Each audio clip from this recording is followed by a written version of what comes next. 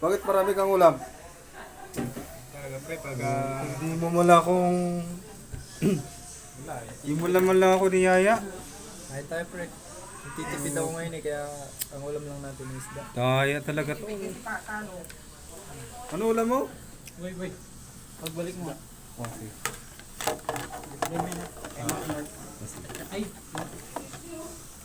Sarap ng ulam mo pare. Ba't Okay. Diet tayo, ang diet. ulam ko kanina asin? Diet tayo kaya ganyan ang ulam natin.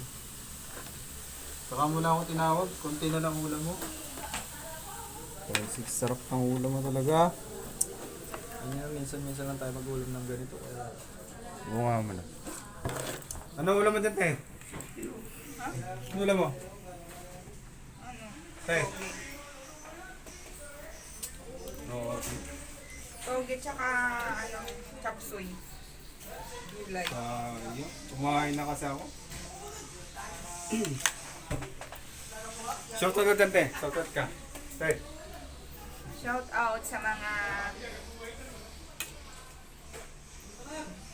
busy ako. Shout out sa mga followers, viewers ni Boyando.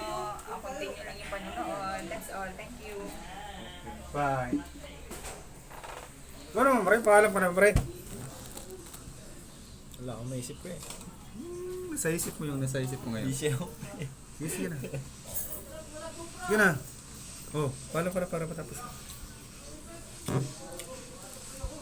Sige na. Kahapon, niyaya mo ko mag-vlog tayo ngayon. Ayaw mo na. Wala akong abot pre. Wala atrasan. Sige. Payag.